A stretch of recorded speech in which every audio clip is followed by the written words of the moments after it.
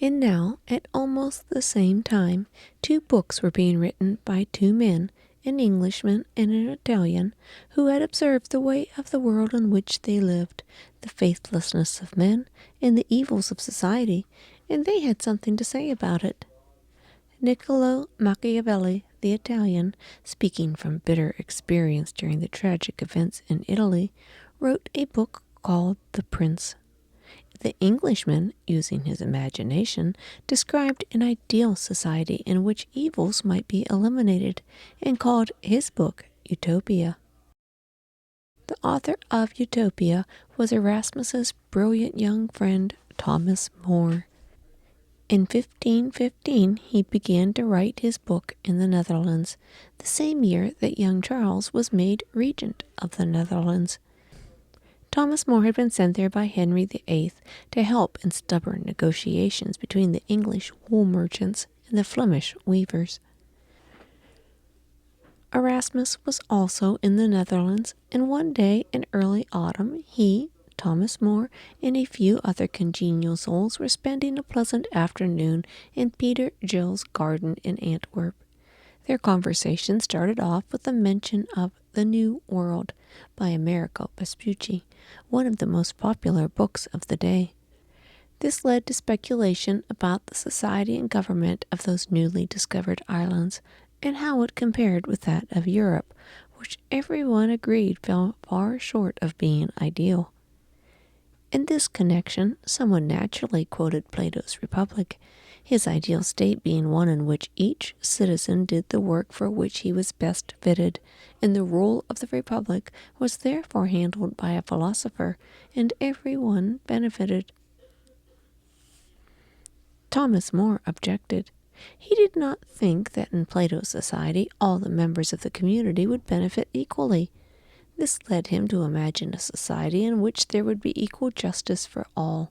Before he left the Netherlands, he had begun writing a book about his own ideal state. Since such a state was nowhere in existence, he called it utopia, the Greek word for nowhere. Like Plato's Republic, Utopia was written in the form of a dialogue. The main speaker was a fictitious character by the name of Raphael Hythloday, who had visited Utopia, and who Thomas More imagines being introduced to by Peter Giles, a citizen of Antwerp, whom, upon a certain day, he says, I chanced to spy talking to a stranger who had a black sunburnt face, a long beard, and a cloak cast carelessly about his shoulders. See this man, said Peter. There is no man living that can tell you of so many strange and unknown people and countries. For this Richard Hythloday, Portuguese born, joined himself in a company with Amerigo Vespucci in the 3 last voyages of those 4 that are now in print. After departing from Master Vespucci, he traveled through and about many countries. I turned me to Raphael, and when we had saluted each other, went thence to my house, and there in my garden upon a bench covered with green turf, we sat down talking together. As they listened, Hythloday's knowledge of government and his good judgment soon make such an impression upon both men that they suggest that he should attach himself to some court, since any prince would be delighted to have his sound advice. You are deceived, quoth he. First of all, the majority of princes have more delight in warlike matters and in how to enlarge their dominion than on how peaceably to govern that which they already have. If I should propose wholesome decrees, think you not that I should be driven away or else made a laughing-stock? Suppose I should rise up and advise the King of France not to meddle with Italy, but to stay home. My advice being this, Master More, how think you it would be heard and taken? So God help me, not very thankfully, quoth I. Yet, if evil opinions cannot be entirely plucked out, that is no cause for forsaking the Commonwealth, for it is not possible for all things to be good, unless all men are good, which I think will not be true for many years. Wherefore, Master More, I consider with myself the utopians, among whom with few laws all things are well ordered. All things being held in common, every man has an abundance of everything. But I am of a contrary opinion, quoth I, for methinks men shall never live wealthily where all things are held in common.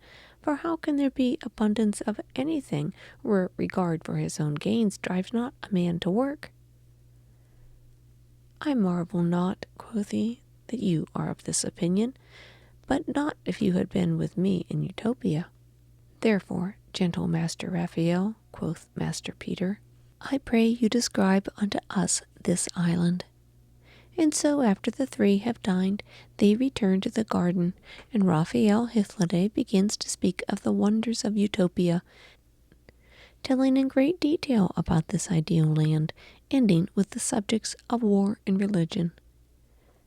The Utopians, he says, detest and abhor war as a thing very beastly, although by no kinds of beasts it is practiced so much as by men. And contrary to the custom of almost all other nations, they count nothing so inglorious as glory begotten by war. There are diverse kinds of religions in the island and in every city, but the most and wisest number believe that there is a certain divine power, unknown, everlasting, incomprehensible, inexplicable, far above the capacity and reach of any man's wisdom, dispersed throughout the world. Him they call the Father of all. Yet there is no image of any God seen in church, so that it may be free for every man to conceive God after what likeness he will. On his return to London, Thomas More sent the manuscript back to Erasmus to see about having it published, and Erasmus assured him that he would see that Utopia was produced in handsome form.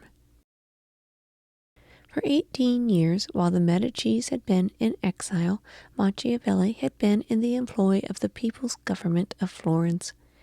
He had seen armies from France, Spain, and Germany descend, as he said, upon Italy like a pack of wolves. He had seen Naples and Milan captured and recaptured. He had been sent as an envoy to Louis XII, and also to the camp of Caesar Borgia. He had observed how Caesar had made his way by cunning, how his father, Pope Alexander, had succeeded through deceit, and how, by his crooked and malicious tactics, Ferdinand of Aragon had gained Naples.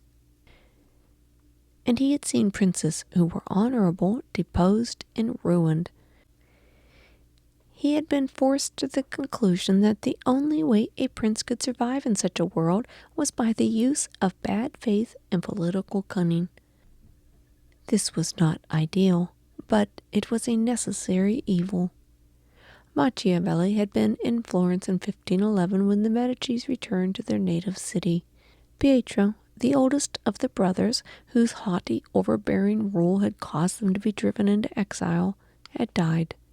His young son, Lorenzo, became the new ruler of Florence. 2 years later, after Pope Julius died, Cardinal Giovanni and his cousin Julius returned to Rome in order to be on hand for the election of the new pope. Machiavelli had hoped to get some post in the Medici government, but had failed and been forced to retire to a simple country house outside Florence. There, one winter night in 1513, he sat writing a letter to an old friend of his more prosperous days, telling how he now managed to while away his time and keep his brain from growing muddy.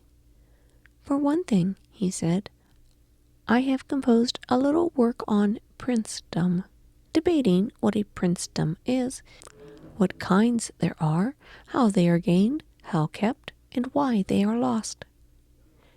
He drew upon what he had read in the great books of the past, as well as from his own experience. Everyone knows, he said, how praiseworthy it is for a prince to keep good faith and to live by integrity.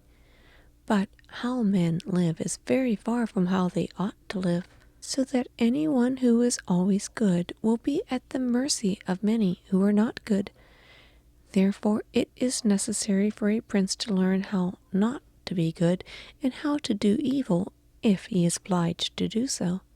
It is necessary for a prince to know how to imitate both the fox and the lion, for a lion cannot protect himself from traps, and the fox cannot defend himself from wolves.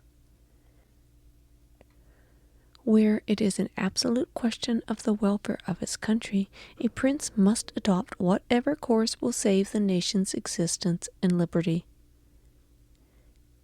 It was with the existence and liberty of Italy that Machiavelli was most concerned. He had hoped in vain that Caesar Borgia would be able to form a central Italian state strong enough to withstand foreign aggressors. Caesar Borgia was considered cruel, but cruelty, or any other means he used to free and unite Italy, would have been justified. It was now Machiavelli's hope that the Medicis, who had returned to power in Florence, could unite and create a strong central Italian state. He therefore dedicated the book to Lorenzo, the new ruler of Florence, appealing to him to rise to the challenge and set Italy free. He also hoped, quite naturally, that he might be recalled to Florence and rewarded with a position in government. This little work on princedom, as he called it, was to become one of the most influential books ever written in Europe. Many rulers were to study it like a textbook, a practical how-to-do-it book for kings and princes. The principle of political cunning and bad faith as a necessary evil is still called Machiavellian, just as an ideal state of impossible perfection is called utopian. Each book added a word to the English language.